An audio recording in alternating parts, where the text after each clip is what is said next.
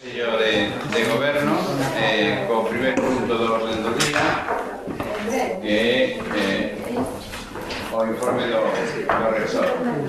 Bueno, informar que a este Consello de Goberno, que o pasado día 17 de setembro de 2018 se celebrou a primeira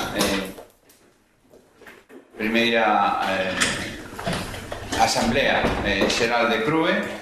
Despois se celebrou un Consello de Universidades en donde se aprobaron unha serie de temas. Na Asamblea de CRUE se aprobou un manifesto en defensa da Universidade Pública que, a finalizar este proceso de informe por as distintas vicerrectorías, procederemos a súa lectura para que quede en actas.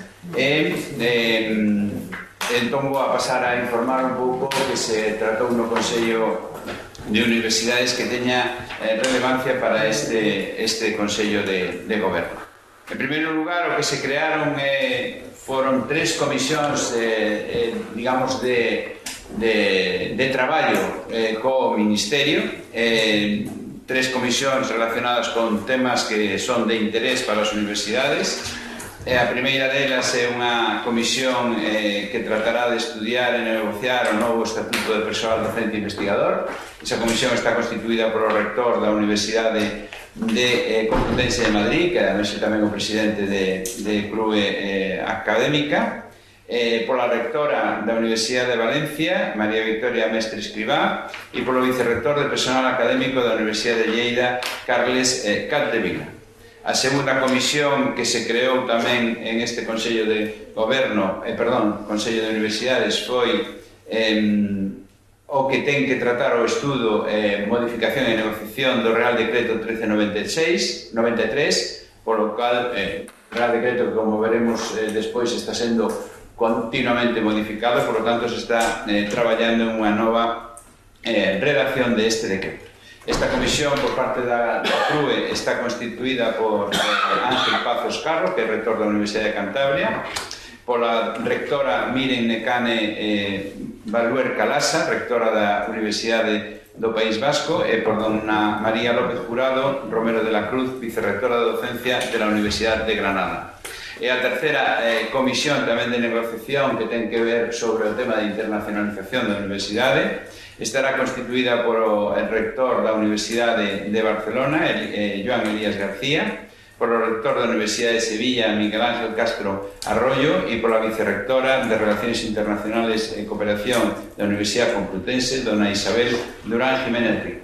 Estos tres grupos de traballo se unen ao que xa estaba constituído de xestión da investigación, no que estaba formando parte por parte da CRUE, o rector da Universidade da Coruña, o rector da Universidade de Córdoba e o xerente da Universidade de Lleida.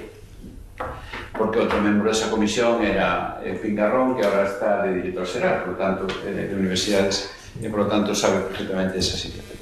Decir que tamén ese Consello de Goberno se aprobou unha modificación do decreto 1393, o que estábamos dicindo, que ten que ver sobre a expedición de títulos universitarios oficiais de enseñanzas anteriores ao Real Decreto 1393. Isto ten que ver con que no proceso de extinción dos títulos anteriores da ordenación anterior se establecía como último curso en que se podían impartir, por tanto se podían matricular alumnos da normativa anterior o curso 17-18.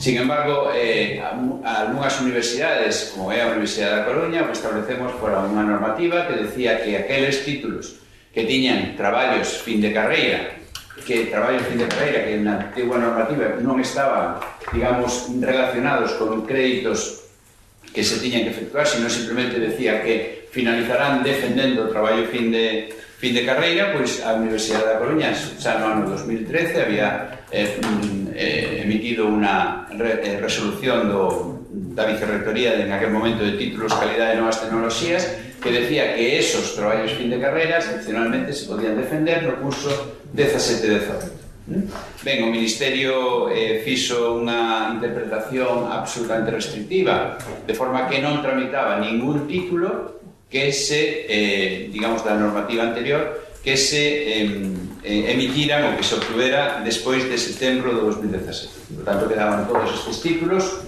fora de ordenación. Nin que decir ten que esta situación dentro da Universidade da Coruña foi utilizada en outras circunstancias por situacións non tan claras por outras universidades. Feito, habedes leído na prensa unha situación de os 500 italianos que veñen a rematar a súa carreira de Dereito a unha universidade do Estado español e, por lo tanto, quedamos, digamos, en esa situación por culpa do abuso de esta situación. Esta modificación que se establece o que dice sencillamente que as universidades, baixo a súa responsabilidade, poden seguir emitindo eses títulos, pero teñen que responder despois do cumprimento da norma. Nós estamos perfectamente resguardados porque, repito, hai unha directriz da Universidade da Coruña que fai esa interpretación desde o ano 2013, por lo tanto non hai ningún título que non sexa título de proxecto fin de carreira que este comprometido en esa circunstancia. Ben, pero iso nos dará tranquilidade para todos os títulos que temos de arquitectos e enxeñeiros que estaban en este momento pendentes de ser emitidos. Tamén se aprobou en este Consello de Goberno unha proposta de acordo de establecer recomendacións para as propuestas polas universidades de memorias de verificación para o título oficial de grado en Ciencias da Actividade Física e do Deporte, é dicir, se creou unha especie de ficha onde se establecen as características, os contidos e, sobre todo, a forma de impartición desas titulacións. Este punto tuvo un certo debate tanto na CRUE como no Consello de Universidades, porque as universidades non presenciais, que sí que están emitindo títulos de educación física e deporte 100% non presencial, o cal creo que, igual que enfermería, igual que fisioterapia, creo que é difícil, totalmente online, non? Pois se opoñían a estas medidas porque, entre outras cosas, se establece unha cantidad determinada de presencialidade na titulación. Por tanto, queda cortada a posibilidade de que estas universidades podan seguir verificando e acreditando os seus títulos. Tamén se emitiu un informe favorable para o proxecto de orde ministerial por la que se regulan as condicións xerales ás que se asustan os planes de estudio do grado de psicología, fundamentalmente co tema de psicología clínica, o tema das relacións. Tanto o acordo que dixen antes como este de agora ven co acordo unánime de todos os, digamos, a asamblea de decanos e directores de centros que imparten estas titulacións. E por último, xa resaltar despois unha cantidad de temas máis ou menos así ordinarios, pero sí que quería resaltar unha cuestión, porque sí que nos afecta a nós como universidade, que é a resolución das propostas de comisión de reclamacións, verificación e acreditación de plans de estudios relativos á reclamación presentadas por distintas universidades. Nós tiñamos aí se presentara un título de paisaxismo pola Universidade Politécnica de Cataluña que tiña unha duración de 3 anos. Como sabedes, había un acordo do Consello de Universidades e o Ministerio para que aquelas titulacións de 3 anos foran solamente aquelas titulacións que ou eran novas, por lo tanto non existían no sistema universitario español, ou que todas as titulacións do sistema universitario español estuveran a 3 anos. Ben, en este caso hai xa dúas titulacións, unha en a Universidade de Alcalá e outra na Universidade da Coruña, de paisaxe a 4 anos. E, por lo tanto, non era compatible a existencia de titulacións de 3 anos. Por lo tanto, en este caso, tuvo un informe negativo, este título, por parte do Consello, non por parte da ANECA, recordar, a Asencia Evaluadora emitiu un informe favorable, pero o Consello de Universidades e, por lo tanto, tamén a comisión que temos dentro da CRUE emitiu un informe negativo. E o Consello, a Universidade reclamou, e a resolución final é que, efectivamente, non se autoriza a impartición de un título de paisaxismo de 3 anos. Por tanto, creo que o acordo que establecemos entre a CRUE e o Ministerio está funcionando adecuadamente. E, por último, decir que tamén se fixo unha designación debido a que o vicepresidente o representante da CRUE na vicepresidencia do Consello de Universidades era Tiana, que agora pasou a ser secretario e director xeral de Educación no Ministerio de Educación, pois se sustituye por o rector da Universidade de Carlos. Isto é o que se tratou no Consello de Universidades.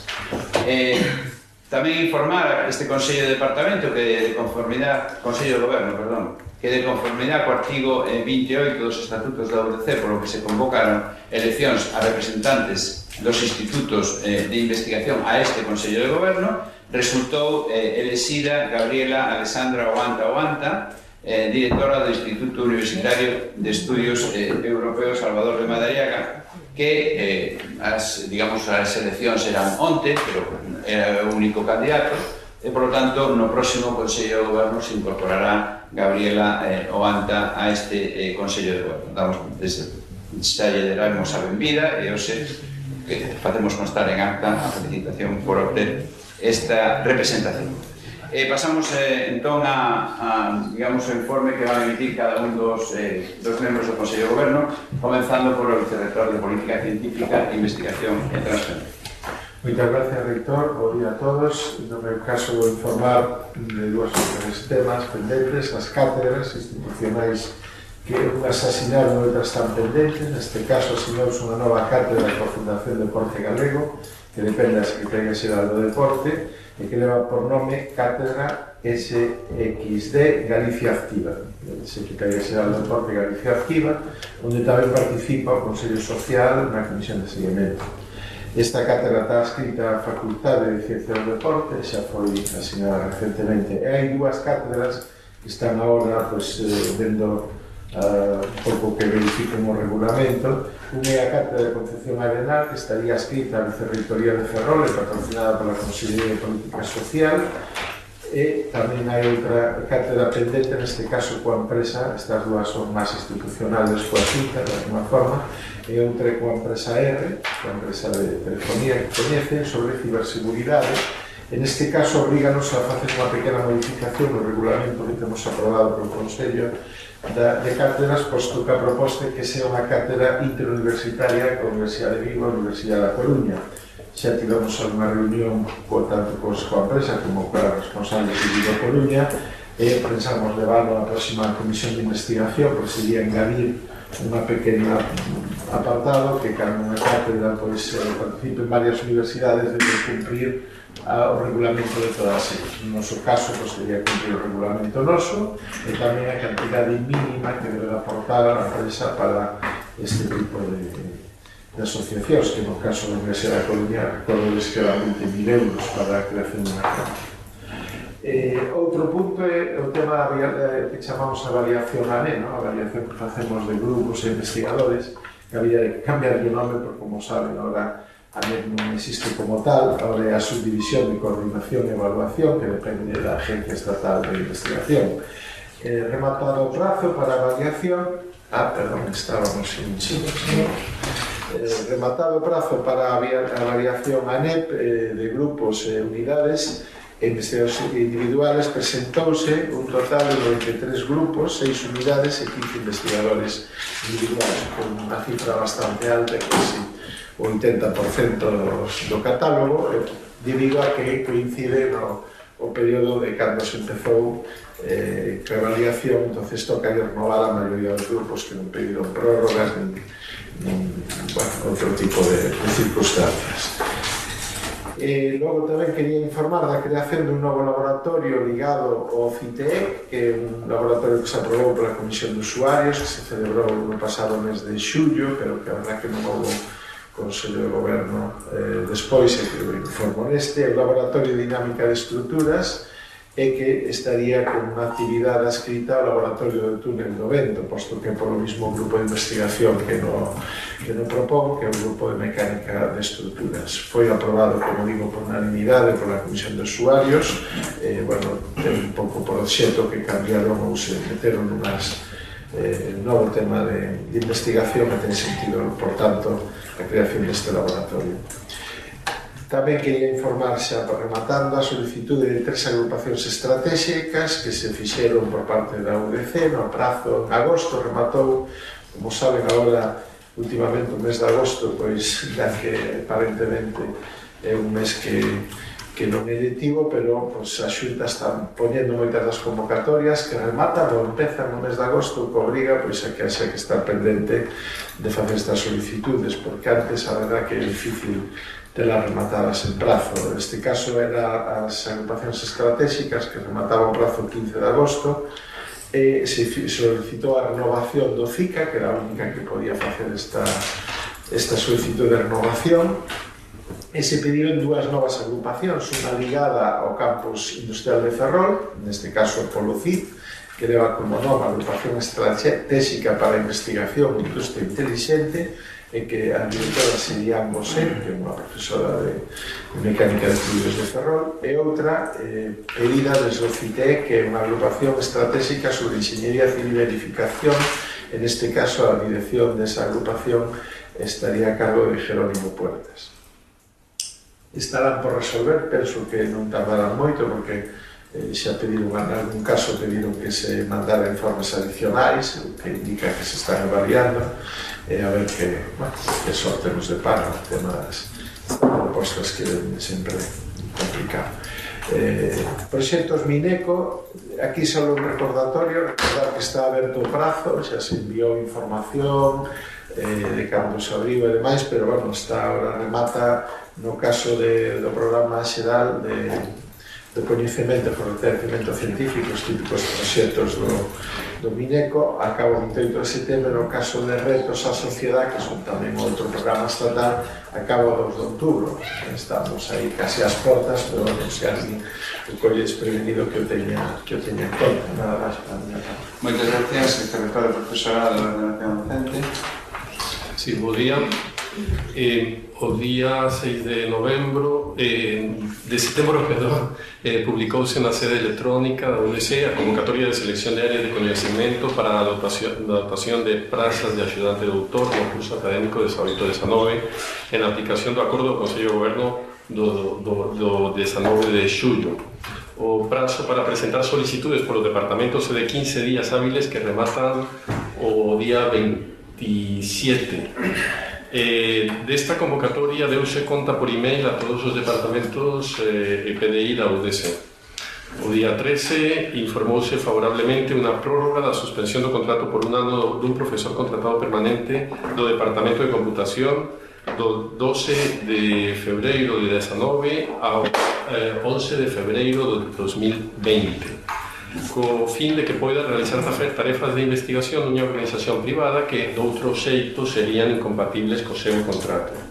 O día 19 informouse favorablemente a solicitude de excedencia voluntaria dun profesor contratado permanente do Departamento de Computación ao amparo do disposto no artigo 48 do Estatuto dos Traballadores, a duración de excedencia voluntaria dun mínimo de 4 meses e máximo de 5 anos, conservando un dereito de reingreso preferente as vacantes de igual ou similar categoría durante o período.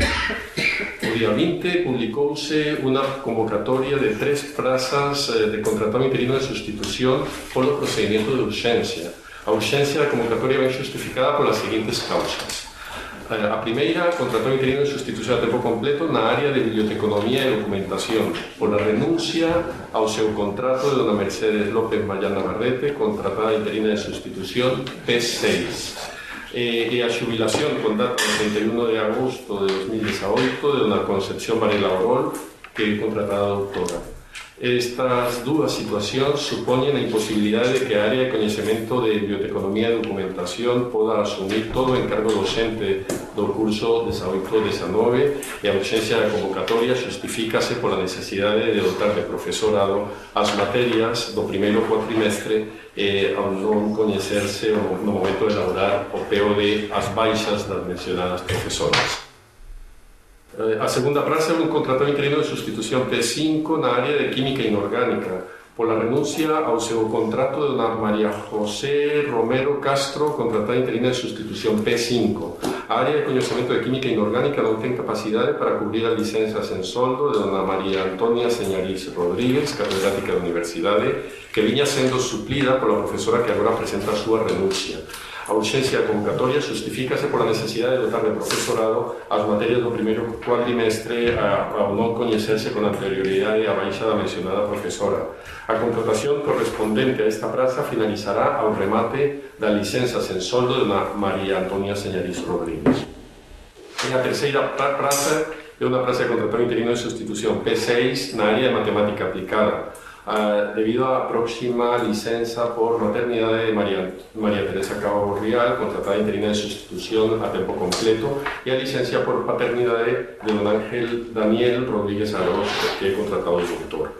Estas dúas situacións supoñen a imposibilidade de que a área de conocimiento de matemática aplicada poida asumir o encargo docente durante a ausencia dos anteditos profesores, e a urxencia da convocatoria justifícase polas situacións de maternidade e paternidade que están recollidas expresamente na disposición adicional do Decreto 266 de 2002, de 6 de setembro, de contratación do profesorado universitario no BOE do 17 de setembro, como causa justificada para recorrer ao procedimento de urxencia xunto con outras causas.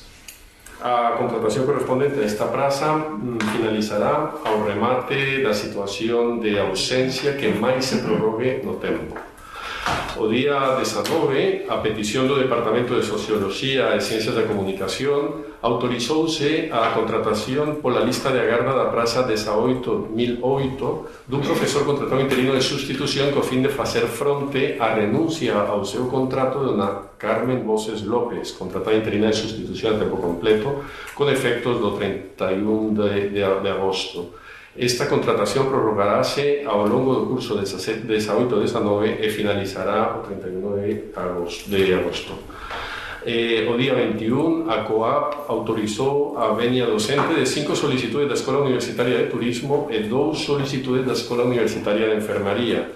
Todas as venias son concedidas para materias concretas e contan co informe favorable dos departamentos da UDC. Na mesma reunión denegáronse dúas peticións de venias docentes da Escola Universitaria de Turismo ao contar con informe desfavorable do Departamento de Empresa. O día 21 tamén a COAP, en aplicación da delegación do Consello de Goberno do 28 de maio de 2004, acordou propoñer ao Consello Social a asignación dos seguintes complementos autonómicos correspondentes á convocatoria do ano 2017.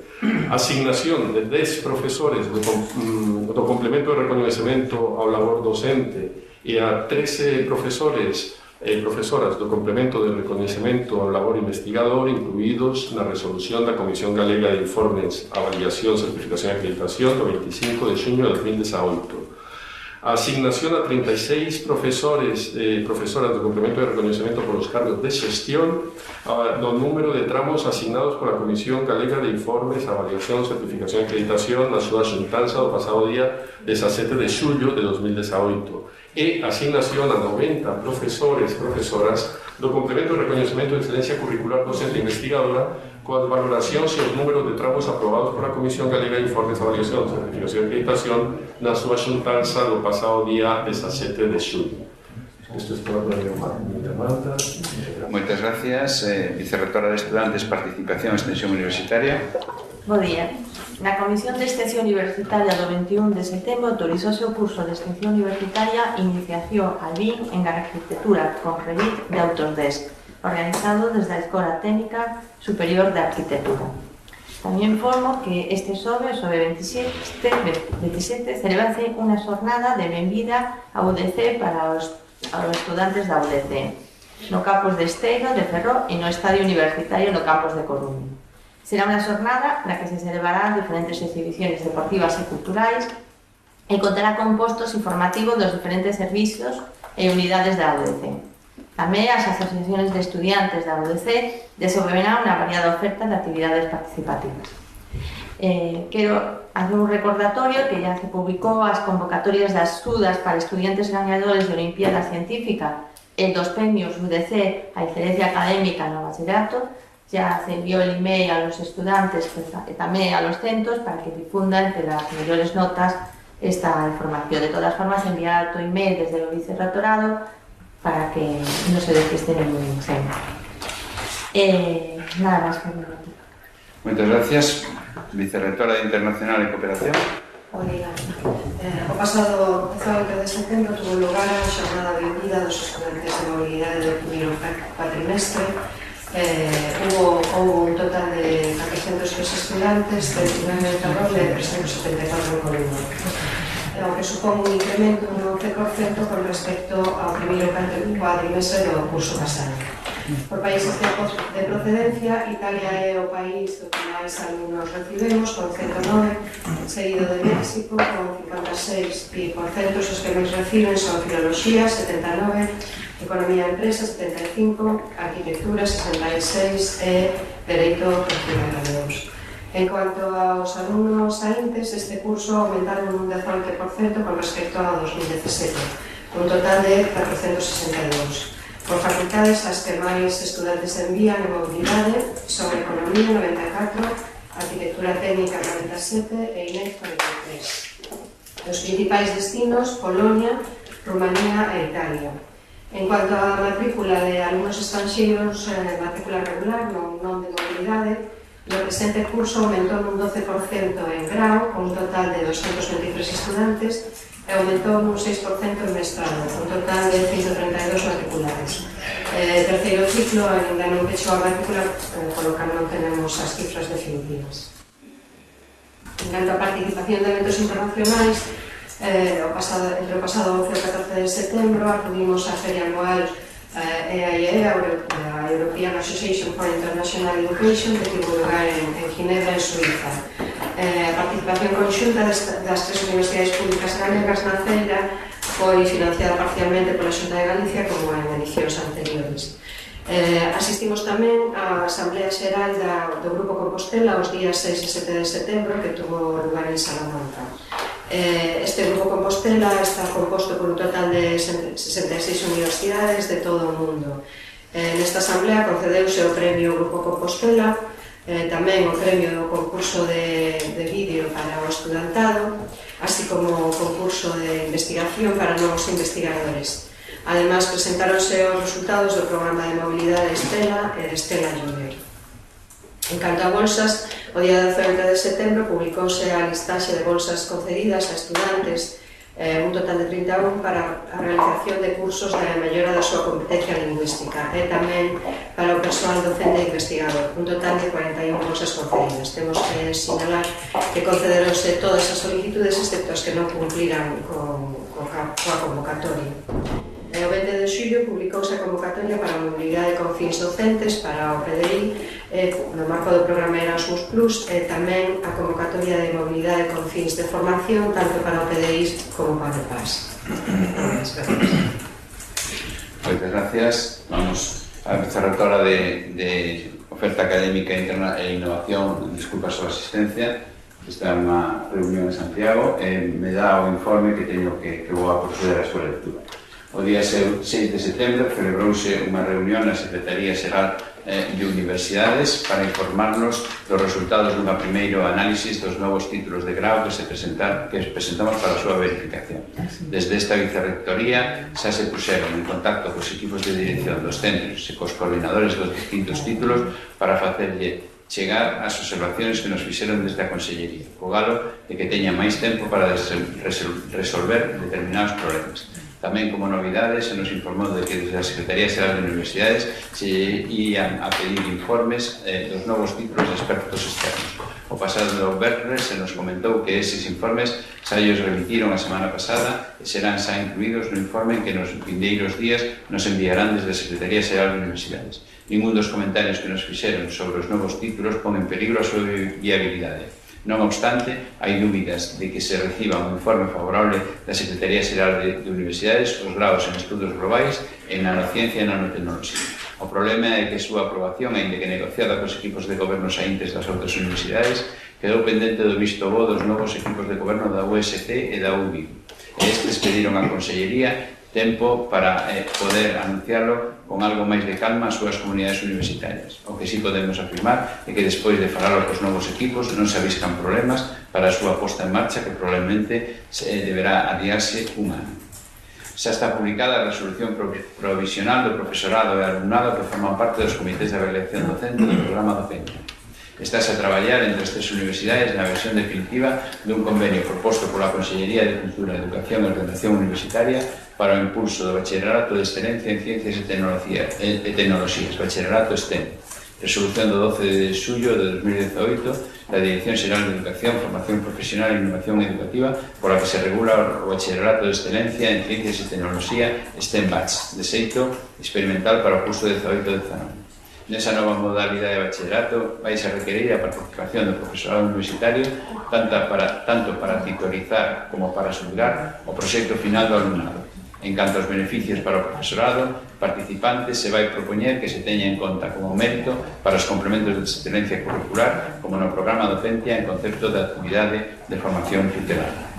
Con data 14 de 8 de 2018 solicitouse a ACSUGA acreditación institucional para os seguintes centros. O procedimento non se aprobou na ACSUGA ata a segunda metade de xullo. Os centros son Facultade de Informática, Facultade de Economía e Empresa, Facultade de Ciencias do Deporte e da Educación Física, Facultade de Ciencias da Educación, Facultade de Ciencias da Saúde, Facultade de Ciencias e Facultade de Filoloxía. Tras ampliarmos o plazo até o 7 de setembro para o envío do resumen para as terceras xornadas de innovación docente que se celebrarán os días 8 e 9 de novembro, finalmente se presentaron 58 comunicacións e 24 pósters. Este é o informe presentado pola Vicerrectoría de Oferta Académica e Innovación Docente. Pasamos agora á Vicerrectora de Campus de Ferrol e Responsabilidade Social, que recibir o seu informe. Perdón, bo día. Vou informar en primeiro lugar de dúas actividades que leváronse a cabo na semana pasada no campus de Ferrol. Por unha parte, os xoves efectuouse o relevo na dirección da Cátedra Jorge Juan, na Cátedra Institucional que, como saben, a súa dirección corresponde de forma alternativa á Universidade da Coruña e á Armada. Nesta ocasión cesou como director o profesor da Facultade de Humanidades Juan Luis Montero Fenollós, despois dun ano moi exitoso para a dita cátedra, no que trouxe a Ferrol a importantes conferenciantes do ámbito das humanidades. Tamén este venres, en colaboración coa Sociedade Filarmónica Ferrolán, vivimos un concerto conmemorativo de inauguración do curso académico que estaba aberto a toda a comunidade universitaria e que, por certo, tivo moitísima asistencia. Xa actividades que se van a realizar esta semana, organizado pola Oficina para a Igualdade de Xénero da Universidade. O venres, o Paraninfo da Universidade acollerá a xornada As Mulleres ao Mar, novos retos para o século XXI. Nesta xornada se marca a Asamblea de AMIT, a Asociación de Mulleres Investigadoras e Tecnólogas, que terá lugar por primeira vez este ano en Galicia. No acto, ademais, nomearase socias ad honores da Asociación de AMIT, a presidenta do CSIC, Rosa María Menéndez López, e a profesora honoraria da Universidade da Coruña, Pilar García Negro. Informar tamén que está convocado o 7º concurso de traballos académicos con perspectiva de xénero, que leva o nome da oceanógrafa Ángeles Alvariño, e ten dúas modalidades distintas para traballos fin de grau e fin de mestrado. Tamén, seguindo con as convocatorias, a Fundación 11 ten publicada a 5ª convocatoria de bolsas Oportunidade a Talento destinadas ao estudantado universitario con discapacidade para a realización de estudios de posgrado, para investigación, mobilidade internacional e tamén para estudantes deportistas. O período de solicitude remata o 31 de outubro e estas convocatorias están na página web. Informar que este ano, por primeira vez, que corresponde a Vicerrectoría de Estudantes, a Universidade prestará a través da empresa concesionaria un servicio de transporte universitario desde o campus de Ferrol, será antes Esteiro ata Coruña. Este servicio, que poderá ser utilizado por toda a comunidade universitaria de luns a xoves no período lectivo, ten como obxectivo facilitar o desplazamento para aquelas persoas que rematen a súa xornada despois das 9 da noite e que non dispoñen de servicio ordinario. Por último, informar que os xoves, día 4 de outubro, celébrase o Día das Universidades Saudables. Este ano o acto central terá lugar tamén en Ferrol, organizado pola Facultade de Enfermería e Podoloxía e polo Departamento de Ciencias da Saúde. Este acto central contará con a participación de uns interesantísimos divulgadores científicos, Débora García Bello, Xurxo Mariño e Manuel Herrador, que falarán dun tema totalmente de actualidade, o impacto da pseudociencia na saúde. Por suposto, estades todos e todas convidados. Ademais, ao longo do mes de outubro, haberá moitas máis actividades nos distintos campus, das que desta semana estamos pechando por nada máis, por a miña gana. Moitas gracias. Agora damos a palabra ao xerente que vai a dar un informe tamén do vicerrector de Economía, Planificación e Sostenibilidade, que tampouco non pode disculpar a súa asistencia a este Consello. Señor xerente.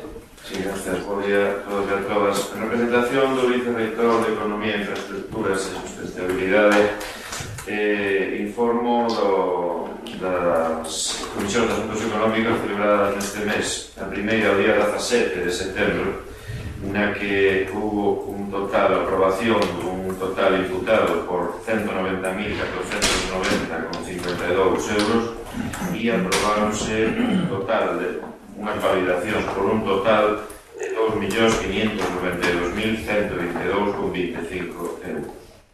A Comisión de Asuntos Económicos, celebrada o día 24 de setembro, aprobou imputacións por 23.002,10 euros e aprobou validacións expedientes de gasto por 712.196,70 euros. No que se refire a parte da xerencia neste informe, informo do seguinte. O día 2 de agosto publicouse a instrucción 3/2018 pola que se modifica a instrucción do 24 de abril de 2018 en relación coa entrada en vigor da nova lei de contratos do sector público. O día 13 de agosto publicouse a instrucción conxunta da Secretaría Xeral e da Xerencia sobre as cámaras de videovigilancia na Universidade da Coruña. O día 6 de agosto realizouse unha comunicación sobre medidas de fomento de hábitos saudables e sustentables nos servizos de restauración e cafetaría da Universidade da Coruña. O día 13 de agosto publicouse a ampliación da resolución conxunta da Vicerrectoría de Economía, Infraestructuras e Sustentabilidade e da Xerencia polo que se dá publicidade á denominación de inmobles da UDC e a súa codificación do 16 de xaneiro de 2017. No DOGA do día 30 de agosto publicouse a oferta pública de emprego público do persoal de Administración e Servizos da UDC correspondente ao ano 2018. No DOGA do 14 de setembro publicaronse as convocatorias dos procesos selectivos para o acceso a 2 prazas de auxiliares de servicio, unha praza de técnico superior de Relacións Internacionais e unha praza de técnico de grado medio de Relacións Internacionais correspondentes á oferta do ano 2015. E, finalmente, informo de que, tal e como se informou no pasado Consello de Goberno día 19 de xullo, na nómina correspondente á mensualidade de xullo de 2018, abogouse o incremento retributivo previsto na Lei de Orzamentos Xerais do Estado para o ano 2018. Na cuantía, no incremento previsto nesa lei do 1,50%, con efectos de 1 de xaneiro. Entón, na nómina de xullo regularizouse ese 1,50% de incremento e abogáronse os atrasos desde 1 de xaneiro de 2018.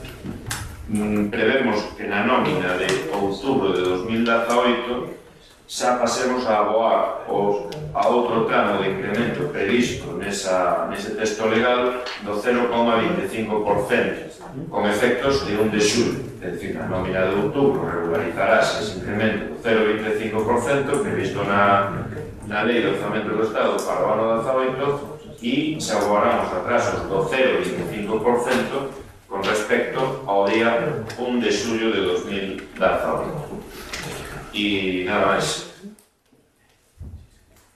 Moitas gracias, señor xerente. Entón, como comentei inicialmente, para rematar, vou a dar a lectura para que conste en actas o comunicado da Club de Universidades Españolas. Madrid, 17 de septiembre de 2018. En los últimos 40 años, la universidad ha sido uno de los principales motores del crecimiento económico, del desarrollo social y del progreso cultural de España. Sin ningún género de dudas, los millones de personas que han pasado por la universidad han sido uno de los colectivos más importantes de la profunda transformación de nuestro país, que nuestro país ha tenido y ha venido a situarlo definitivamente en nuestro deseado destino europeo. Por este motivo, los rectores y rectoras, en nombre de la comunidad universitaria, se sienten plenamente legitimados para manifestar ante la ciudadanía y la opinión pública las siguientes consideraciones. Nuestro país tiene en estos momentos el mejor sistema universitario de toda su historia y está situado entre los más equitativos del mundo, sin que por ello renunciar a la excelencia académica que ha aumentado en gran medida en los últimos años. Recordamos que en estos años de crisis profunda y de recortes, los universitarios hemos sido solidarios con el esfuerzo que se nos pedía y hemos gestionado a la universidad con gran merma de nuestros recursos financieros y humanos. Y a pesar de ello, y también gracias a la aportación económica extraordinaria de los estudiantes y de sus familias, hemos aumentado la calidad del sistema aplicando los principios de Bolonia con menos recursos que otros países y aún menos de los que teníamos cuando empezó a implantarse. Asimismo, hemos contribuido decisivamente a situar nuestro país de ciencia, nuestro sistema de ciencia y tecnología entre los 10 primeros del mundo. 3.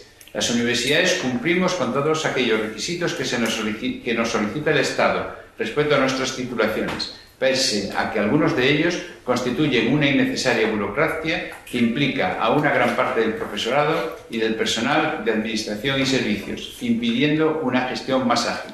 Seguiremos siempre mejorando nuestros procedimientos internos para garantizar la calidad de nuestra actividad académica. Rechazamos rotundamente que se utilice a la universidad como arma arrojadiza en la contienda política, elevando a categoría de general casos particulares, sin duda absolutamente lamentables, condenables y que deben corregirse con contundencia. Con ello, se pone irresponsablemente en peligro el prestigio de nuestras universidades, que tanto nos ha costado conseguir.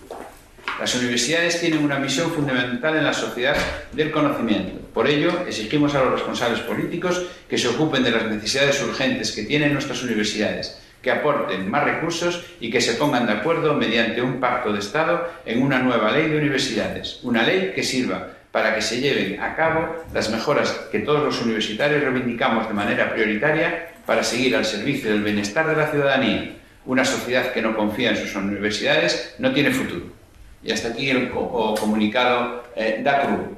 Como complemento, informar que mañana no Parlamento do Estado Español se vai a presentar un manifesto que será presentado por o presidente da CRUE, en donde as universidades solicitamos que se inicie a reforma, digamos, a nova lei de universidades que regule a situación das universidades de acordo cos necesidades actuales, que non é o mesmo a universidade e a sociedade de agora que dentro dos anos. O manifiesto non temos todavía coñecemento del, e, por tanto, no momento en que sepamos ese manifesto, pois informaremos a comunidade universitaria. E hasta aquí o apartado de informes. Pasamos ao seguinte punto do orden do día, que é a aprobación sin procede do borrador da acta da sesión ordinaria do 19 de xullo de 2018.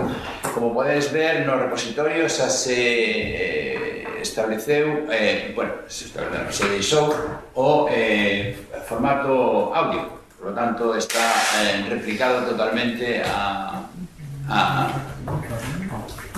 acta, a intervención, as intervencións que se producen. Por lo tanto, non creo que haxa cuestións de que haya que modificar o acta, ¿no? Porque está literal, transcrito literalmente a acta. Por lo tanto, supoño que aprobamos, ¿no? Digo eu. Só unha cousa, vamos a ver, a partir de agora a acta, como seguramente xa viron, por lo que consta no repositorio, vai conter as circunstancias de tempo e de lugar, é dicir, onde se realizou a sesión, a que hora comezou, a que hora rematou. Bueno, a orde do día non se está, a deliberación vai ser a ligazón, non?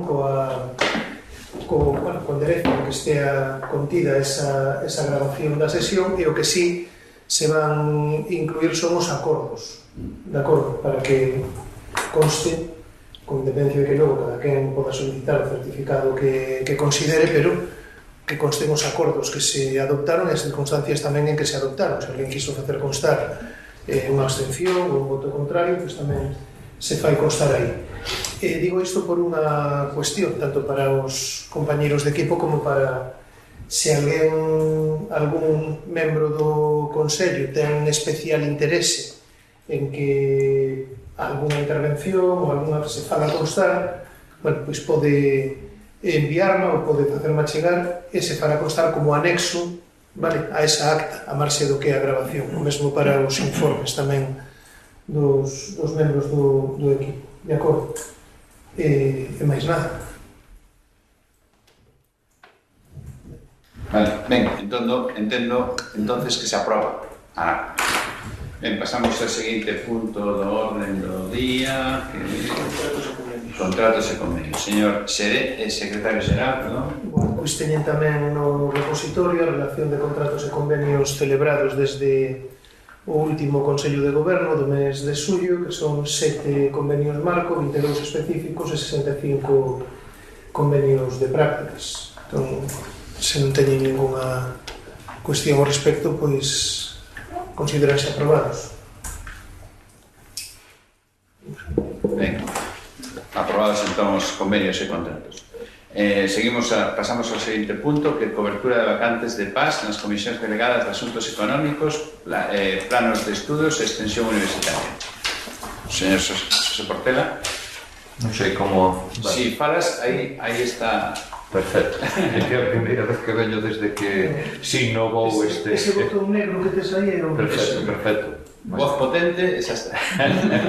Pois significar que unha das persoas que formamos parte agora do Consello de Goberno representando o sector de personal da Administración e Servicios está de vacacións e foi nos imposible consensuar os nomeamentos por esa circunstancia. Entonces, pois solicitamos que este punto da orde do día se traslade a nova sesión e nesa sesión teremos xa evidentemente pois consensuadas os nomes das persoas que van a ir a cada en súa comisión. Perfecto, pois queda adiado entón para o seguinte Consello de Goberno. Ben, pasamos ao seguinte punto do orden do día, modificación da normativa de simultaneidade do estudo de grado en Enxeñería Mecánica e grado de Enxeñería Naval e Oceánica. Ben, se envían como documentación as modificacións que están aí, son ajustes que se producen, creo que non teñen moito problema para a súa aprobación. Se alguna persoa ten alguna cuestión ao respecto, non? Entendo que se aproba entón. Ben, seguinte o punto do orden do día, modificación do Máster Universitario de Estudios Ingleses Avanzados e as súas aplicacións. Aquí decir que a ficha que se mandou ten erros. De feito, o erro fundamental é que, como efecto do cortapega, non se puseron nin comillas, nin citas ao pé de páxina, o primeiro párrafo, modificacións derivadas do proceso de acreditación e incorporación da modalidade de docencia presencial, non é de aplicación a este título.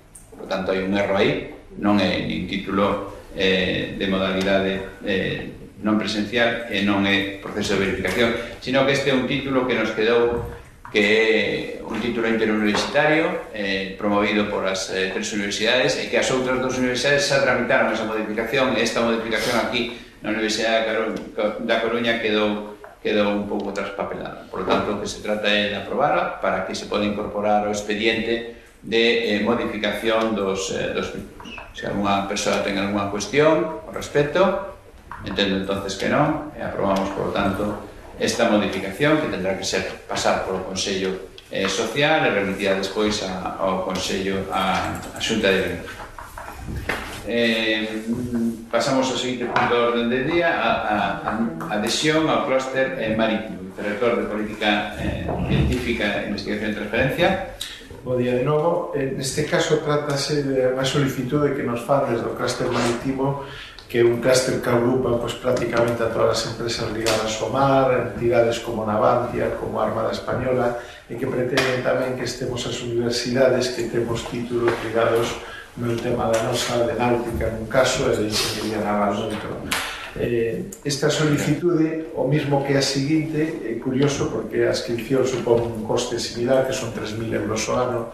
A nosa idea é que neste caso se faga ligado ao campus industrial de Ferrol, que é onde se fixo a solicitude.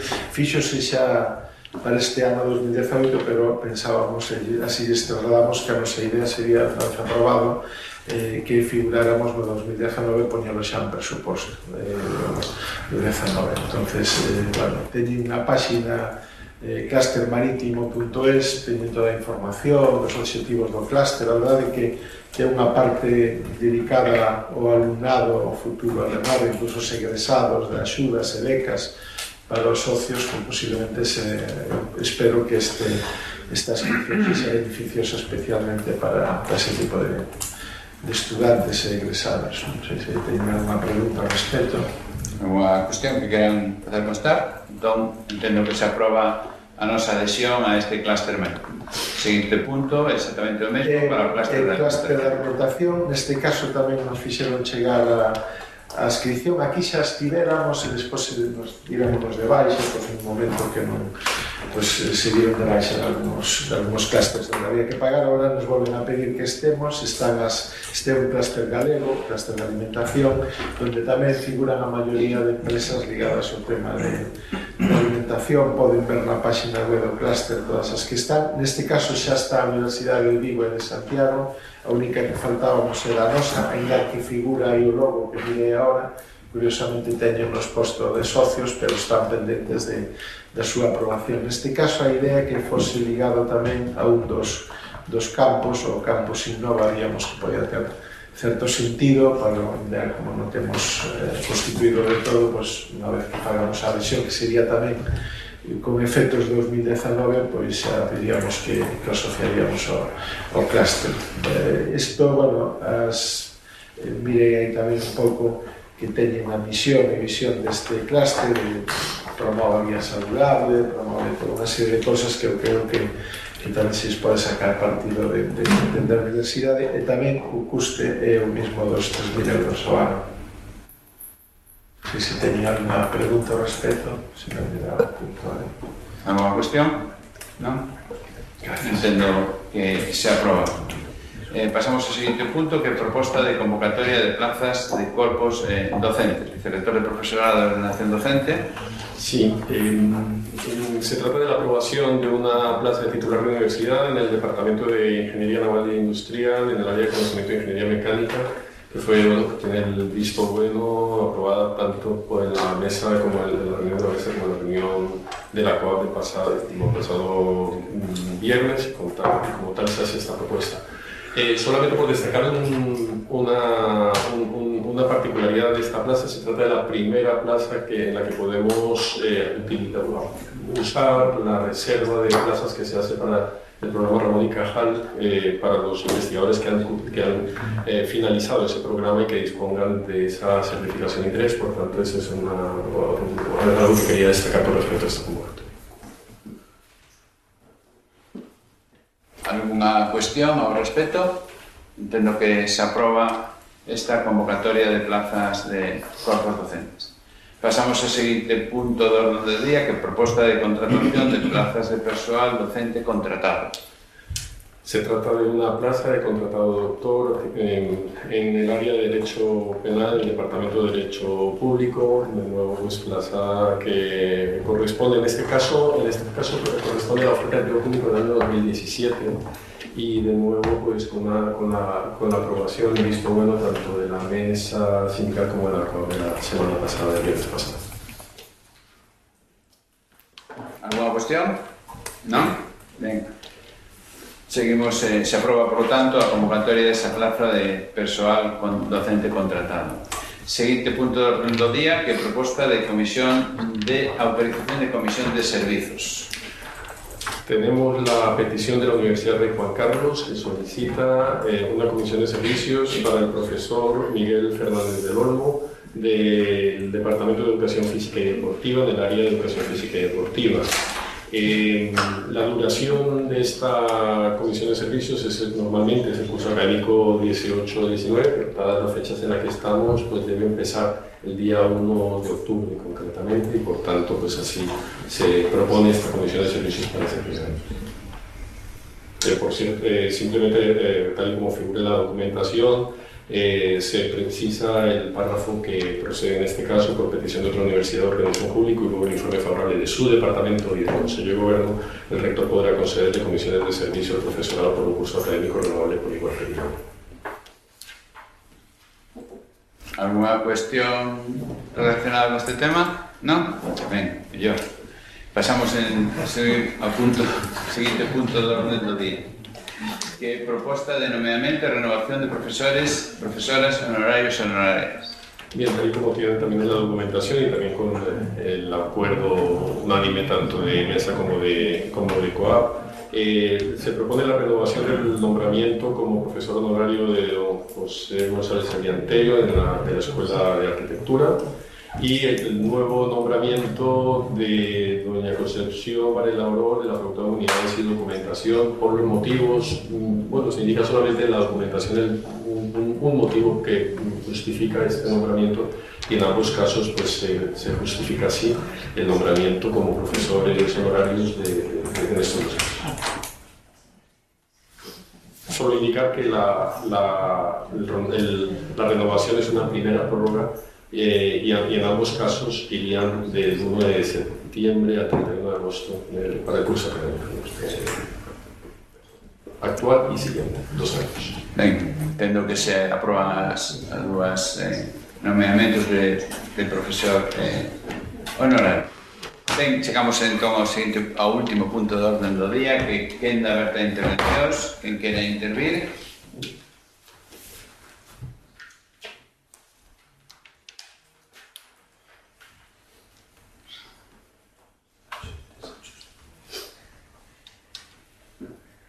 Alguén máis? Nada máis? Ben, recordar que por tema da grabación é convite decir o nome ao principio da intervención. Profesor Anxo Calvo. Bo día, Anxo Calvo da Facultade Económica, de Economía e Empresa. Ben, eu quería simplemente facer unha reflexión sobre a implantación da reforma do regulamento de aprobado por compensación que este Consello de Goberno fixo hai xa algúns, creo que un par de anos, ou xa non recordo exactamente cando, pero a cuestión é que vimos detectando na miña facultade que de novo o problema se traslada aos profesores, no sentido de que ao final quen ten, digamos, a capacidade de facilitar a compensación, pois de novo é o profesor, porque hai que chegar aos mínimos, etc. Entón, a mí pareceme que non se está cumprindo co objetivo con esa reforma. É dicir, eu simplemente agora non quero ir máis alá, eu creo que deberíase derrogar a reforma e volver á regulación anterior, porque era o que de alguma maneira garantía que o regulamento cumpría coas súas funcións. É dicir, o que hai agora pois é simplemente someterse a un exame e ter que chegar a un nivel que non é aprobado, pero en certo modo pois se detectan algunhas circunstancias que eu creo que deberían ser revisadas, e sobre todo porque eu creo que con isto sí que se complicou a compensación e non responde realmente a idea inicial coa que se definiu e se deseñou ese regulamento. Entón, simplemente deixar constancia que a mí me gustaría que se abrise unha reflexión sobre como está funcionando noutros centros a aplicación da reforma, a ver se detectan circunstancias como as que se poden detectar, por exemplo, no meu centro. Tampouco quero dicir que no meu centro o todo é a parte, non quero facer a parte polo todo, e me gustaría que se reflexionase sobre eso, simplemente. Profesora Teresa López. Bo día, Teresa López, do Departamento de Letras, Facultade de Filoloxía.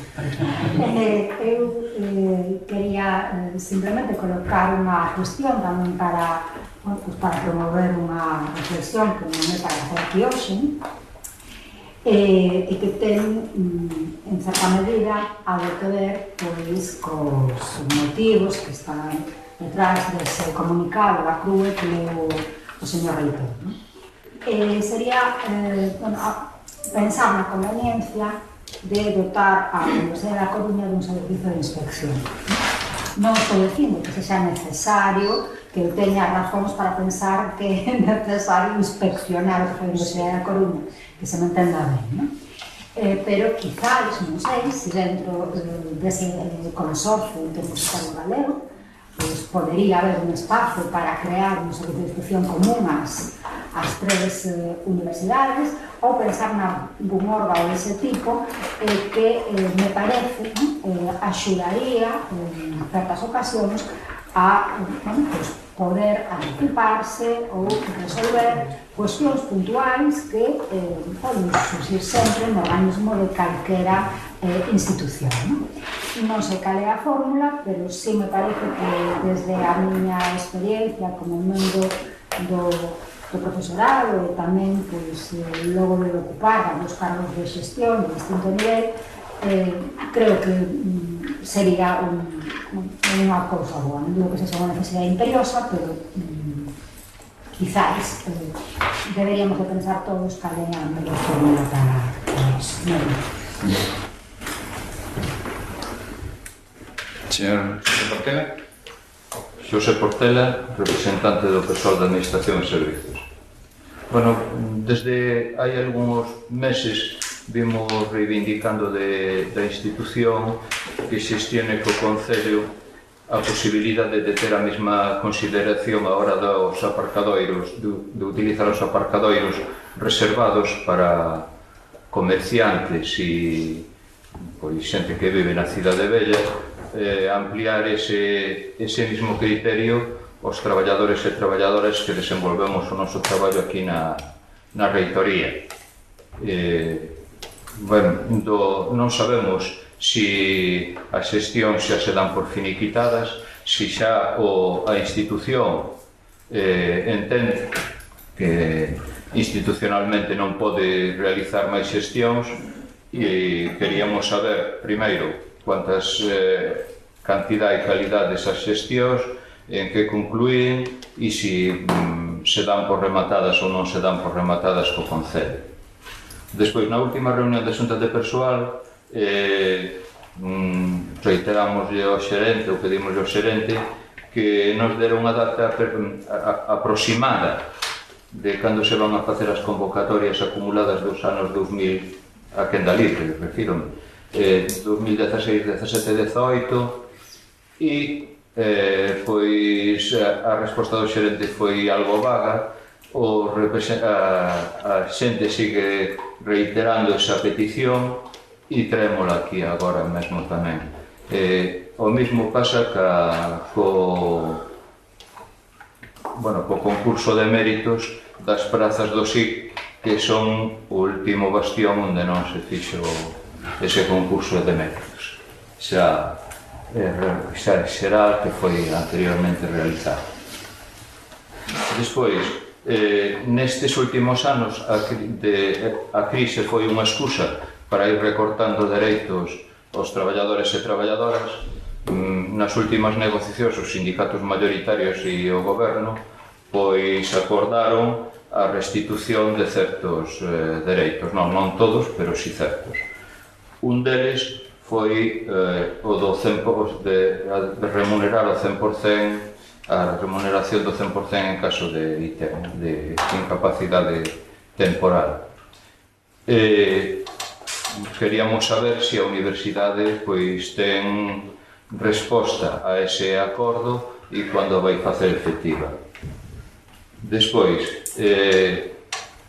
pronunciámonos reiteradamente en contra das encomendas de xestión. Históricamente e maioritariamente foron a FOAC, pero ahora na última reunión da Comisión de Asuntos Económicos transmitiúsenos a un convenio de colaboración entre a Consellería de Cultura e a UDC que vai a ir ao CITIC. O CITIC ríxese, a excusa que se nos manifestou últimamente desde a institución é que a FOAC é unha institución 100% pública, pero o CITIC é unha fundación que se rixe por non é unha fundación de dereito privado. Entón, quería saber... Tecnolóxico do UDC. Sí, pero a súa fundación ten carácter, non é pública, non é unha fundación pública. Entón, primeiro, que argumento se vai a dar para que esta encomenda de xestión se realice polo CITIC e despois manifestar o que fixemos sempre, que nos pronunciamos en contra de estas encomendas de xestión porque entendemos que todas as xestións institucionais e que teñan que ver ca institución deben se realizar dentro dos servicios propios da universidade. Despois, con respecto do manifesto que se nos acaba de ler da CRUE, a min realmente pareceume que escoitar outros manifestos que determinados partidos políticos emitiron cando se descubriron casos de corrupción dentro deles. Son casos aislados, etc. Non hai por que culpabilizar ao todo pola parte. Entón, soame a un discurso xa moi manido. Entón, eu creo que desde a CRUE se pode facer máis ao respecto do que pasou na Universidade Rei Juan Carlos. E desde aquí reivindico que a Universidade da Coruña transmita a CRUE a necesidade de establecer unha comisión de investigación que avalíe e tome as medidas pertinentes para que o que pasou na Universidade Rei Juan Carlos non volva a pasar. En concreto, refírome polo que se manifesta e que é de público coñecemento, pois a falta de custodia de documentos. Aparecen documentos, desaparecen correos electrónicos e naide ten responsabilidade. E digo todo isto a parte de que o instituto, que parece ser o culpable de toda esta corruptela, pois fose eliminado, fose anulado. Entón, pareceme que hai eivas institucionais que exixen que se tomen medidas máis contundentes e polo menos que se avalíen e se estudien. Cambios de notas. Non hai culpa só do instituto. A universidade é responsable de todo o que acontece dentro da súa organización. Matrículas fora de plazo, etc. Eu creo que hai, dentro do que trascendeu do sucedido na Universidade Rei Juan Carlos, hai motivos suficientes para que se avalíen e se tomen as decisións pertinentes. Gracias. Profesora Lorenzo Modia. Bueno, eu quería expresar a miña preocupación ao centro no seu conxunto sobre a non licitación da cafetería. Sei dos esforzos do equipo de goberno ante o abandono da concesionaria anterior para que houvese uns servicios mínimos, pero pedimos a urxente saída a concurso da nova concesión, aunque ainda que poida presentar dificultades neste momento para o servicio de contratación. Non hai que esquecer que o edificio onde está albergada a Facultade de Filoloxía tamén alberga o Centro de Linguas e tamén é o centro que ten máis Erasmus, como nos acaban de decir aquí, de toda a universidade. E, polo tanto, é un servizo necesario. Moitas gracias. Carlos Vázquez Endón. Carlos Vázquez Endón, del Departamento de Matemáticas. Simplemente quería transmitir que desde el Departamento de Matemáticas hemos solicitado repetidamente la renovación del contrato de 3 profesores asociados del área de matemática aplicada, con una reducción de dedicación P3. Parece ser, según me han informado, que en la reunión de la mesa sindical se apoyó este tipo de solicitud y, bueno, simplemente quería transmitir al rectoral que tratase de ver las posibilidades técnicas y la posibilidad de renovación de estos tres profesores asociados. Es algo que ha pedido el departamento, literalmente, y bueno, me parece razonable. Entonces, yo me imagino que el vicerrector está valorando esa posible solución y bueno, esperamos que al final pueda ser positivo. Ben, vou a contestar a unha das cuestións xerales porque son e despois cada un dos vicerrectores e o secretario xeral contestará e tamén o xerente contestará algunhas cuestións. Vamos a ver, aprobado por compensación. Que hai problemas en aprobado por compensación? Sempre hai problemas por aprobado por compensación, porque hasta que o profesorado non sea consciente de que é un mecanismo normal que se debe utilizar e que actúe de forma coherente, pois dificilmente se pode sacar adiante. A situación anterior, supoño que se referiría ao profesor Anxo Calvo a cando solamente se pedía a presentación. Bueno, se nós creemos que é preferible que os alumnos se presenten a sacar un cero en vez de que se presenten a intentar aprobar e despois o profesor sexa o suficientemente razonable para poñer a nota que merece e non modificar a nota para que simplemente non poda quedar aprobado por compensación, ninguna normativa vai valer. Ninguna. Por qué? Si se pon unha normativa garantista, para que? Garantizar que o estudante non utilice o aprobado por compensación, como decíamos, que era, se marcaba desde o principio aquela materia que iba a aprobar por compensación e despois maniobramos para que non podan acadar de ninguna, baixando artificialmente as notas, para que non podan acadar a posibilidade de aprobar por compensación. Que solución temos? Se non actuamos responsablemente todos. Pero aparte hai outra cuestión, a normativa ten unha excepcionalidade. Vale? Por lo tanto, ten unha excepcionalidade de posibilidade de recursos, porque aquí tamén se han aprobado por compensación, incluso en contra da... Por lo tanto, todos temos que ser responsables, porque senón non hai normativa que valga. Non hai normativa, nin garantista, nin non garantista, e todas vai a ter posibilidades de... Entonces, o único que temos que ser é, sencillamente, ser razonables na aplicación das normas, porque senón, calquera vai a ser susceptible de ser utilizada e pervertida por calquera dos dous, tanto por os estudantes como por os profesores. Pero bueno, seguiremos reflexionando, como sempre. Calquer normativa, como dixemos moitas veces, a nós non nos do emprenda se modificar unha normativa. Se se ve que hai unha disfunción en unha normativa, se modifica, pero ten que ser despois de un análisis riguroso desa, porque senón vamos a salto de mata. Non podemos ir modificando as normativas en función de actuacións puntuais en un momento determinado, porque senón isto vai a ser un auténtico desbaraxuste, porque lóxicamente os estudantes teñen unha idea de como está funcionando a normativa e contan con unha certa garantía xurídica de que iso se vai a manter no tempo e non estamos continuamente variando e modificando. Respecto ao servicio de inspección, efectivamente, o servicio de inspección de servizos creo que é un elemento que debería ser moi importante dentro da institución.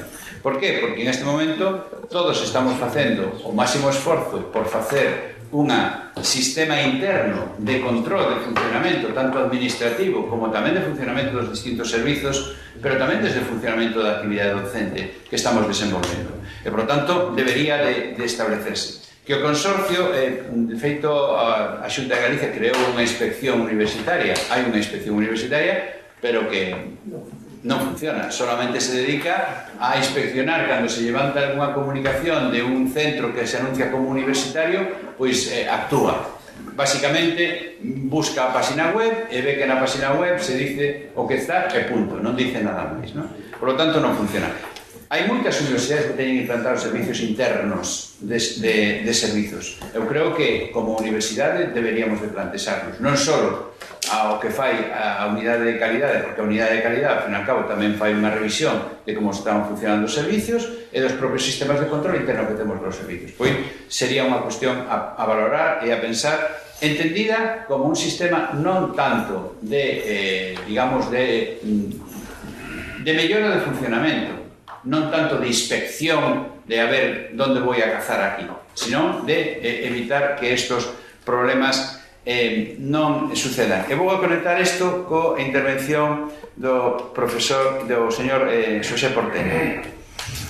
No último Consello de Universidades, este rector tuvo unha intervención donde dixo, tratando precisamente este tema, sobre todo porque o día anterior había salido unha noticia donde se pedía ou se veía a posibilidade de incrementar os controles externos sobre as universidades. Eu fixe unha intervención dicindo que aquí non hubo un problema de falla de control externo das universidades, aquí hubo un problema de falla de control interno das universidades. Era a Universidade de Juan Carlos fallou estrepitosamente nos seus sistemas de control da súa actividade académica e dos sistemas de control das súas institucións como pode ser un instituto.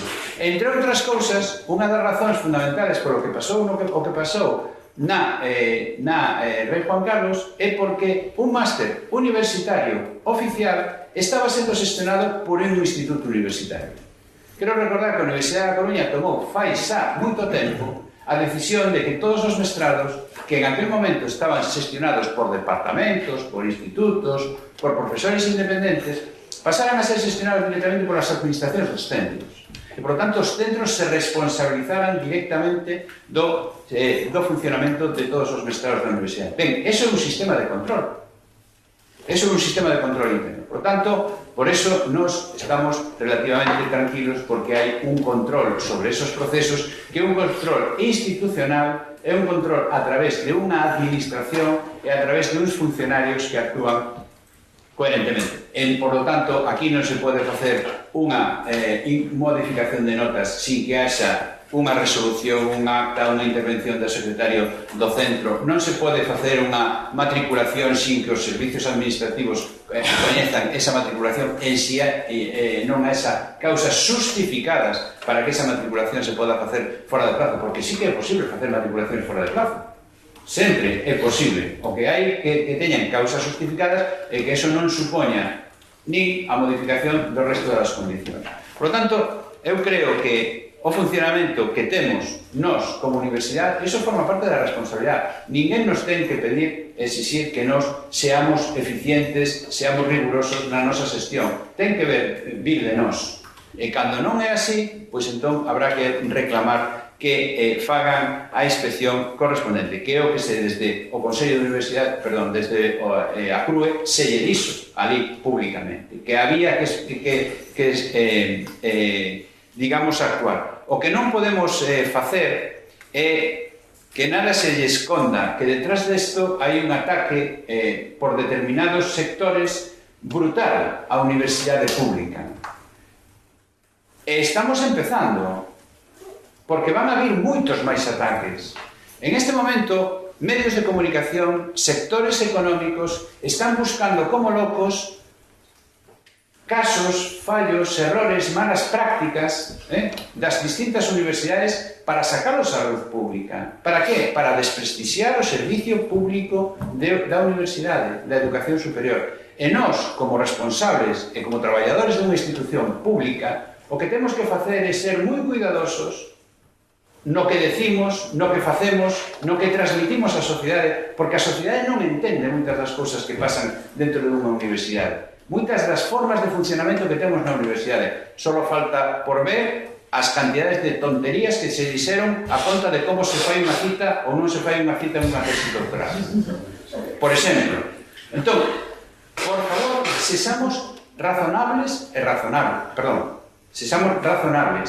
respetuosos e, por lo tanto, transmitamos a unha imaxe da universidade que sexa unha imaxe fidedigna e que, se hai problemas, por suposto que hai problemas, non somos unha institución santa, que haberá e que surgirán problemas en todos lados. Temos que ter os mecanismos para traballarlos. Pero nós non podemos ser os que nos poñamos na praza pública a flagelarnos de unha forma, vamos, en algúns casos absolutamente desmesurada. Para qué? Para darlle argumentos aos que non creen no Servicio Público de Educación Superior, aos que non creen na Universidade Pública, aos que tratan de buscar calquer argumento para desprestixiar. Por lo tanto, control riguroso, pero defensa a ultranza do servizo público de universidade que temos, que, por certo, como decía no manifesto, temos un magnífico sistema universitario español, con todos os seus problemas, con todas as súas limitacións, pero incluso así temos un magnífico sistema.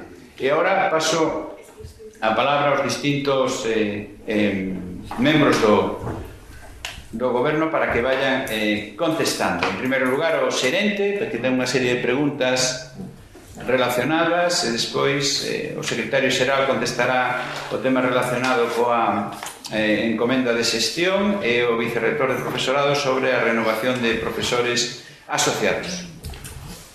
Sí, grazas. No que respecta ás preguntas de José Portela, na primeira delas é referida aos aparcadoiros e as xestións realizadas cara ao Concello da Coruña. Xa antes do verán, en algunha reunión da Xunta de Persoal, falouse deste tema e o que o xerente comunicou a Xunta de Persoal é que para facilitar esa comunicación co Concello e cales eran as solicitudes do persoal é que se me facilitara un relatorio, unha relación desas cuestións. Así se fixo, así o xerente recolleu esas reivindicacións ou esas solicitudes da representación do persoal e asumiu esas solicitudes trasladándolle un escrito ao director de área correspondente do Concello da Coruña asinado polo xerente, que foi aproximadamente a mediados do mes de xullo. Envióuse ese escrito por registro de saída, tivo entrada no Concello, porque o xerente falou con este director de área e trasladándolle tamén ese interés da Universidade da Coruña que se tiveran en consideración esas solicitudes da representación do persoal. Nesa conversa, non sei exactamente que día foi do mes de xullo, a teño anotada, pois dixo que iba a estudiar esas solicitudes, ese relatorio de solicitudes, e quedamos en falar pois a volta, porque había vacacións no mes de agosto, etc. Estes días de setembro estou chamando e buscando unha cita con este director de área para na procura de unha resposta a todas ou algunha das cuestións que formulou a representación do persoal nese relatorio e que trasladou o xerente ao Concello dun xeito oficial asumindo esas solicitudes como solicitudes razonables e bueno, desde o noso punto de vista caídas e que podían, bueno, pois o Concello desde o noso punto de vista, agás o que eles dixeran, pois que podían dar, se non en todo, si en parte, unha resposta positiva. E estou esperando esa resposta do Concello para ter unha cita e achegarme ás oficinas do Concello sobre que están facendo, que teñen competencia nesta materia. No que se refire ás convocatorias correspondentes ás ofertas do ano 16, 17 e 18, efectivamente non me podo comprometer a dar unha data, ni siquiera aproximada. Sí que dixen nesta reunión, me reitero, que desde o punto de vista da xerencia do equipo de goberno o que temos o interés de facela de convocar na maior brevedade posible.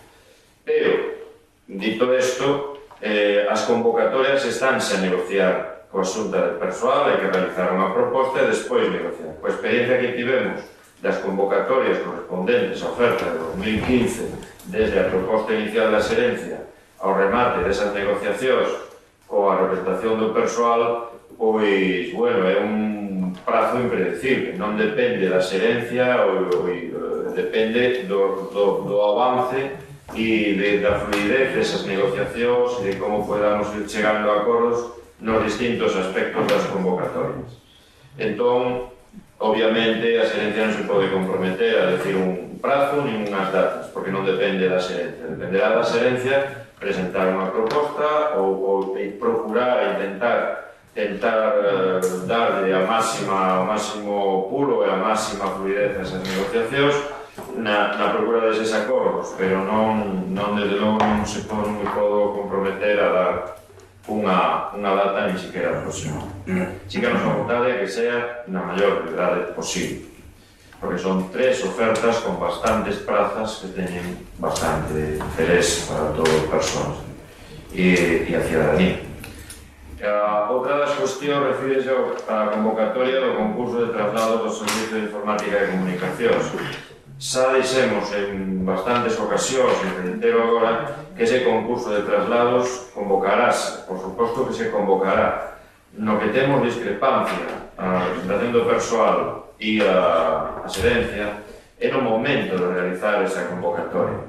Desde o noso punto de vista, seguindo o acordo de novembro de 2015, nos debemos antes realizar as convocatorias das ofertas afectadas ou con prazas do SIC. Cando realicemos esas convocatorias e remate esa convocatoria en concreto, unha vez rematada esa convocatoria, ese proceso selectivo, procederase a convocar o concurso de traslados dese servicio, dos prazas, postos afectados por ese servicio. No que se refire ao 100% no caso de ITES ata o 21º día de baixa por IT e a compensación da parte que non se ocupa de aboar a Seguridade Social, o que se di tanto no acordo de marzo de 2018 como na lei de orzamento publicada en xullo de 2018 é que ábrese a posibilidade de volver a ter esa que se dé a esa situación, mais en todos os casos que fala tanto no acordo de marzo como na lei de xullo de 2018 é que se someterá esa posible recuperación desa situación a unha negociación coa representación do persoal. Non é unha cuestión automática ou en ningún sitio se di que sea per se ou que haya unha entrada en vigor desa situación, sino que en función das circunstancias de cada unha das administracións pois abrirase unha negociación sobre o que tratan as negociacións, sobre o como, sobre o cando e a procedencia desa situación que antes se tiña. E neso é no que estamos, en negociar o como e o cando. Cando haya unha proposta da xerencia, trasladarase a representación do persoal. E resposto tamén... Perdón, é que antes de que remate eu podo pedir unha aclaración ao xerente sobre algo desta cuestión que preguntou o señor Portela, que non me tenho claro. Non, solo en que consiste a petición, é que non entendí ben o que me diga o señor Portela, a petición en relación cos aparcadores. Sí, é que por aquí han deixado aparcamentos para residentes e que consideren aos traballadores do rectorado tamén como residentes. E a outros traballadores de outros sectores consideran os residentes como os empregados? Vale, pois entón... Non é exactamente residente. Deixaron por aquí aparcamentos precisamente para os comerciantes. Detrás do cenográfico, ese é unha área de aparcamento libre. Se non me interesa ningún, sei que hai que hacerlo claro. O que quere un matiz, se me permite, bueno, en calquera caso Xosé Portela explicará mellor, pero hasta onde eu lembro é que hai un escaso uso dese aparcamento. Sí, iba a decir eso exactamente. E entón, o que piden é que dado o escaso uso durante a mañá... No, pero se non era un servicio de valor ni que me tiveran que explicar. Non, pero neste caso, bueno, tanto, o sea, miembro do Consello, como vosotros miembros do Consello de Goberno, lo que se trata, penso que dice mellor Xosé Portela, é iso, que o parcadoiro que se reservou para residentes detrás do cenográfico antes era libre, ten un escaso uso.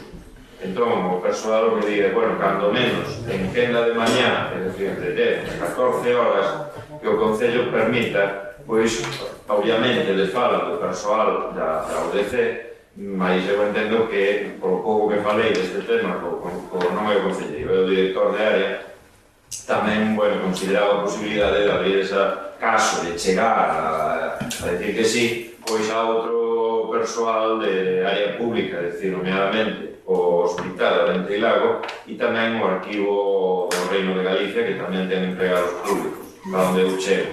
Podería tamén avisar, en calquera caso, eles están a estudar. Desde o seu punto de vista, hai tantas prazas de aparcamento que se crearon como as que se utilizaron, pasaron a ser de pagamento. E tamén algunha outra medida, tamén pedían que houvese unha instalación de bicicletas públicas do Concello perto da mestranza e algunha cuestión máis que non me lembro. Os autobuses. Líneas de autobuses, eso sí que tamén lle trasladei, que se reforzaran as líneas de autobuses, algunhas líneas de autobuses de barrio da Gaiteira, tamén se falou dos Mallos, tamén está, bueno, que teñen unha... todos os sitios, bueno, e iso que está o Concello de Seguridade, todas esas medidas para facilitar a mobilidade do persoal. E, bueno, eso estou esperando a ir a falar con este señor que teña unha xenda que cale para falar con él. Bueno, obviamente, cando teña esa cita comunicarei, cando teña a resposta do Concello, pois tamén a comunicarei. E no tema da cafetería, no tema da licitación da cafetería, a cafetería non sei, bueno, o espazo leva sin servizo bastantes meses, non sei exactamente cando. Desde febreiro deste ano, 2018. Desde febreiro licitouse en dúas ocasións, bueno, o ben sabe de cando. Pero, bueno, a primeira ocasión licitouse, quedou deserta, e a segunda ocasión dos interesados, de todos a xente que manifestou interese, 16, para que foron, presentáronse dous. Un deles non cumpriu os requisitos da documentación, presentou mala documentación, co cual houve que excluir, e o segundo non superou a proba. Nestes casos, nestas licitacións, organizase unha proba de competencia profesional que vai acceder a concesión a adjudicación da concesión do establecemento, do espazo de cafetería.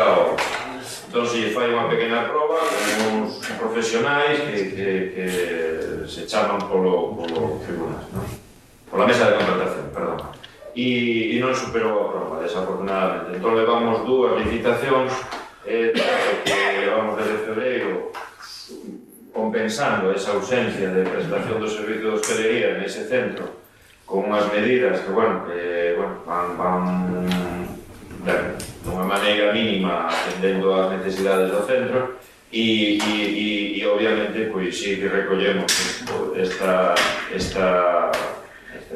comentario para realizar outra licitación, pero pensar de gana que non é, bueno, penso eu, que non é falta de interese ou tal, o que pasa, bueno, cadrou ese período veraniego e realizamos, pues, digo, como houve dúas licitacións que desafortunadamente non sempre facemos, bueno, a unidade correspondente o que fai é ten unha base de datos, entón procura trasladar a todos os interesados ou posibles interesados para pulsar se hai efectivamente interés por un número que poida permitir ou aconsellar unha licitación e non perder o tempo realizando licitacións que queden desertas por falta de interés.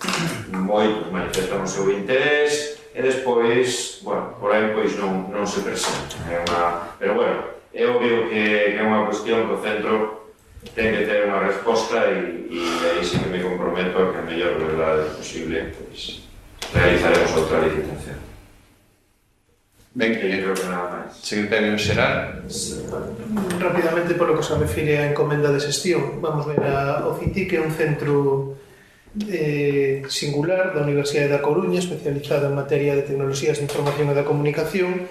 O que sucede é que xurídicamente está formalizada de unha sociedade xestora do CITIC. Aos estatutos desta sociedade xestora, que é un SL, foron alterados no ano 2016 precisamente porque cumpría cos requisitos establecidos pola legislación anterior e a vixente de contrato do sector público para ser considerado como medio propio o servizo técnico da universidade e, por tanto, que a universidade lle pudese facer a marxe da legislación de contratos encomendas ou que se chaman agora encargos, non? Nos xa dixemos con relación a FUAT tamén, o CITIC é un centro, é unha entidade 100% pública que pertence 100% á Universidade da Coruña. A fundación creada polo CITIC é unha cuestión a marxe, é unha vía para conseguir financiamento externo, pero non ten nada que ver con esta encomenda que vostede se referiu.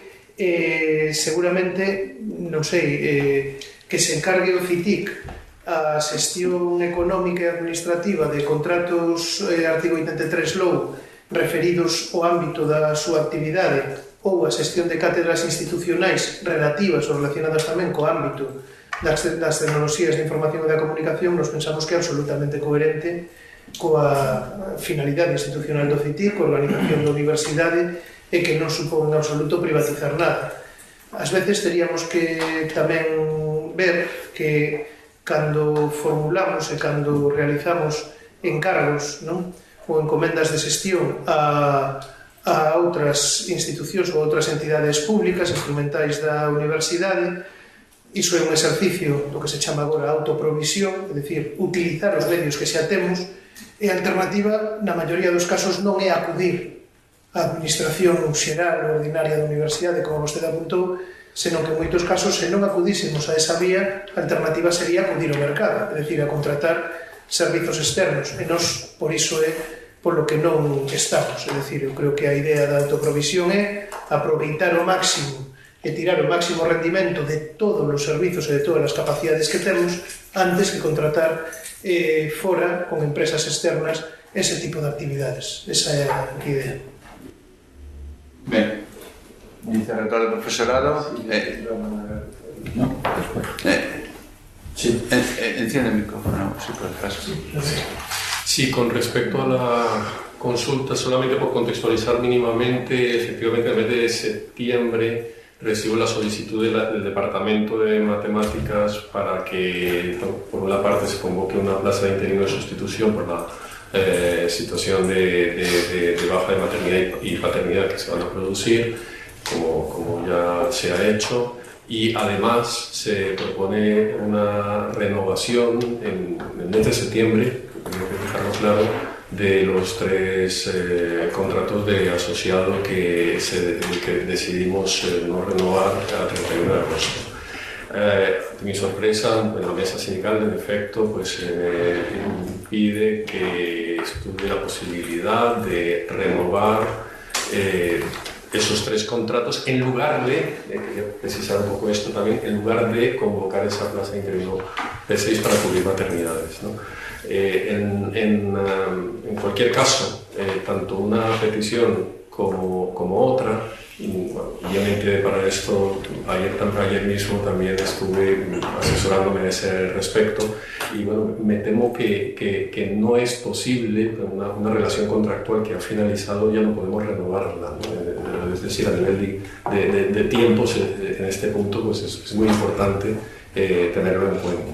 Aquí, bueno, únicamente lamentar que efectivamente hayamos llegado a una situación no deseada, porque efectivamente reconozco los esfuerzos, ¿no?, realizados para incluso con las propuestas diversas que fuimos trabajando, ¿no?, con el departamento para tratar de renovar 2 de esos contratos, pero eso no fue aceptado en ningún momento, ¿no?, por parte del área, por lo que me transmite, ¿no? Y en ningún momento pues, se pudo hacer una posibilidad que sí teníamos antes, ¿no?, de esta renovación de los 3 contratos, que simplemente recordar que la figura de asociado es una figura perfectamente regulada por la LOM, que requiere ante todo pues, una necesidad para poder mantener una relación contractual que en este caso no es necesaria. Bien, pues... ¿Puedo? Sí, puede, pero... Bueno, co permiso do Consello de Goberno... Vai a falar co permiso do rector, pero... Vale, perdón. representado no reitor. Pero quero decir que, bueno, que debate, pero bueno, interveña, pero a ser posible non vamos a alongar isto moito, non? Perfecto, pareceme ben. Con respecto á situación da Universidade Rei Juan Carlos, primeiro, eu creo que deféndese a Universidade Pública facendo patente o mal funcionamento e tomando medidas precisamente contra o mal funcionamento das institucións cando así sucede. É dicir, a Universidade tamén ten que evidenciar que o que pasou na Universidade Rei Juan Carlos non vai volver a pasar. Eu non dudo que nesta universidade pase, non digo que pase nesta universidade, polo tanto, as argumentacións que dicen que se refiren a que nesta universidade se tomaron a medidas, eu aceptoas como tal. O que si se evidencia é que hai universidades, polo menos unha, que non tomou esas determinacións e que non actuou dese xeito. Eso por un lado. Entonces, eu entendo que sí que hai que tomar medidas, entre outras cousas, porque nesa Universidade de Rei Juan Carlos abriuse unha comisión de investigación para investigar o presunto plagio do anterior reitor. Tamén está en litixio esa circunstancia, cerrouse esa comisión de investigación sin que fixera, polo que polo menos trascende nada. Despois, abriuse outra comisión de investigación para investigar a actuación deste instituto. Paradoxicamente, non foi esa comisión quen detectou as modificacións de notas da señora Montón. Neste caso, tuvo que ser outra vez un periódico, un xornal que evidenciara esa circunstancia. Entonces, para min, a actuación interna desa universidade carece de credibilidade. Por eso eu entendo, e públicamente eu tamén entendo que está pasando eso, por eso eu entendo que ten que haber outra institución que tome a decisión sobre esa universidade, pois adoptar as medidas que correspondan. Neste caso eu creo que é a CRUE, que representa a todos os reitores e representa a todas as universidades, a que ten que separar os graus que están mal, ou polo menos incitar a que eso non volva a suceder. Despois, por outro lado, eu entendo tamén que como mellor se protexe a institución pública é xestionando a de xeito que non deriven chiringuitos. E estes entes instrumentais aos que se refere o secretario xeral son chiringuitos montados como sucede, perdón, a este nivel, a nivel de xestión, evidentemente. Primeiro, está a intervención institucional ten algunha capacidade sobre eses entes? Sí que ten. As contas son revisadas. Son revisadas pola intervención? No, pola intervención. Pola intervención, estou me referindo á intervención institucional. No, pero son auditadas. Si, son auditadas, xa digo, este mesmo exemplo puxe no outro día na comisión, como se auditaron as contas de Grecia. Mire, vamos a ver, señor Portero. Primero, usted está facendo aquí unha panoplia de reivindicacións generalistas que non veñan... Sí. No. É así de sencillo. A universidade é un ente autónomo e, polo tanto, cada un dos responsables desa universidade é responsable do que faga nesa universidade. Cando non reclamamos a autonomía da universidade, precisamente reclamamos para que cada universidade sea responsable do seu propio destino, e sexa responsable das súas políticas. E o que habrá que exigirle a eses responsables políticos, pero ten que ser a comunidade universitaria a que lle exisa que sexa responsable na súa actuación. A CRUE non ten capacidade de crear unha comisión de investigación, porque a CRUE é unha asociación de universidades que non ten nos seus estatutos capacidade de intervención. Nada máis. A intervención do presidente da CRUE cando se presentou o informe foi durísima en contra da Rei Juan Carlos. Que non saberan os medios, eso é outra cousa. foi durísima sobre a actuación da Rei Juan Carlos. E, por lo tanto, o que se lle pide a Rei Juan Carlos é que actúe, pero se non actúa é responsabilidade. O que non podemos permitir ao resto das universidades é que unha situación puntual de unha universidade, e máis en concreto, de unha institución dentro dunha universidade, que a universidade xa tomou a decisión de disolver un instituto universitario, que non é un chiringuito, porque é un instituto universitario regulado por a LRU.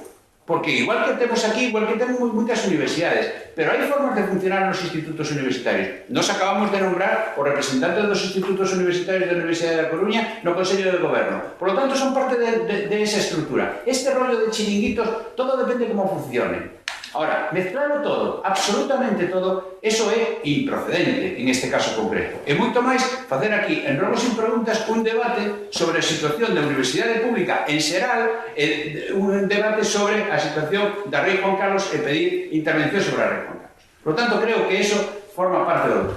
E respecto a nós, o que estamos falando aquí é del goberno de funcións en dous cuestións, que son a fundación da FUAC, que é unha fundación 100% Universidade da Coruña, onde está representada a Universidade da Coruña no Consello e no Patronato e que revisa e inspecciona absolutamente todas as contas e todas as actuacións, e outra é unha SL do CITIC, organismo da Universidade da Coruña que está dentro da estrutura da Universidade da Coruña, en donde a Universidade é o 100%. Por lo tanto, está presidida polo señor rector, e que ademais todas as actuacións están dentro dos procedementos públicos. Vamos, significa salir absolutamente fora do tema. Pero bueno, cada un é libre de decir e facer o que considere oportuno. Simplemente de decir que as caixas de aforros tamén se auditaban, Sí, aquí hai un elemento de xuicio que é intervención, que supera moito calquera capacidade de calquera auditoría. Sí, e cando ven a inspección de contas, o Tribunal de Contas, a pesar de ter intervención, non hai situacións onde pode haber algún problema, porque, lóxicamente, tamén a intervención se lle escapan cousas. Por lo tanto, o que hai que ser é riguroso e hai que ser eficiente. Por lo tanto, eso é o que hai que facer. Bueno, algunha intervención máis? Ninguna máis? Moitas grazas a todos.